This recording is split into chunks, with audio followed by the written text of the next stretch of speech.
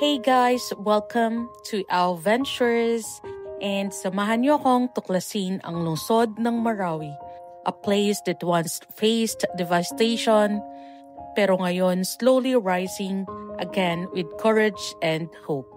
Let's go explore!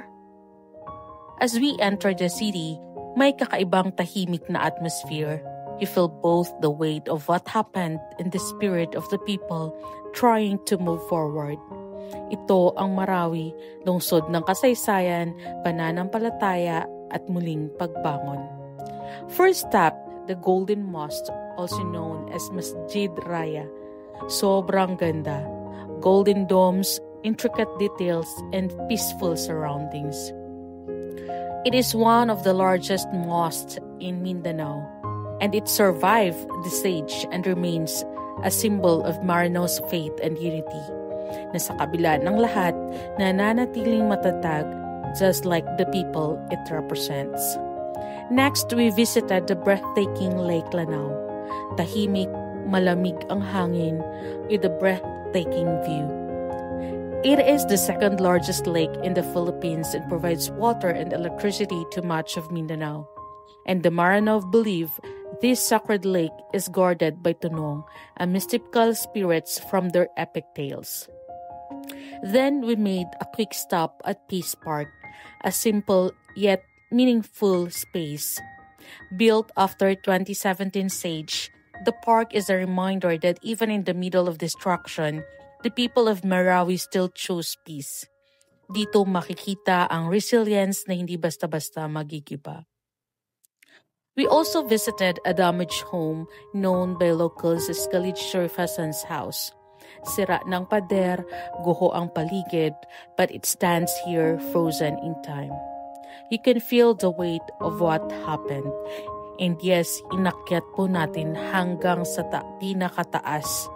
And though it's not officially documented, this house represents personal stories lost in the war and one of the many that were abandoned or destroyed. And isa sa nakakabagbag damdamin ng party ng lakad namin is going along this ground zero. Here, every place feels sacred.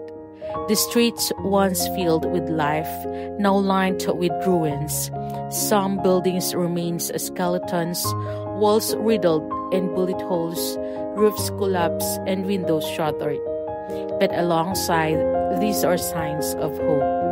May mga bagong tindahan na nagbubukas, may mga batang naglalaro sa gilid, may mga taong nagkukumpuni ng sirang bahay, lahat may bitbit na pag-asa.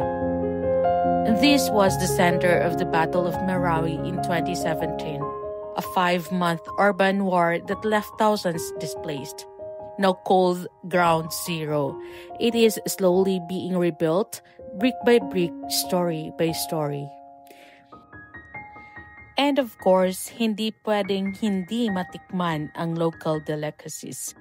We tried doodle, a sweet sticky rice, and the locals gave us free taste. Yes, libre lang po. Ang kanilang crispy apa. It is crunchy and light. And it is a popular Marano snack, usually prepared during Ramadan and other celebrations.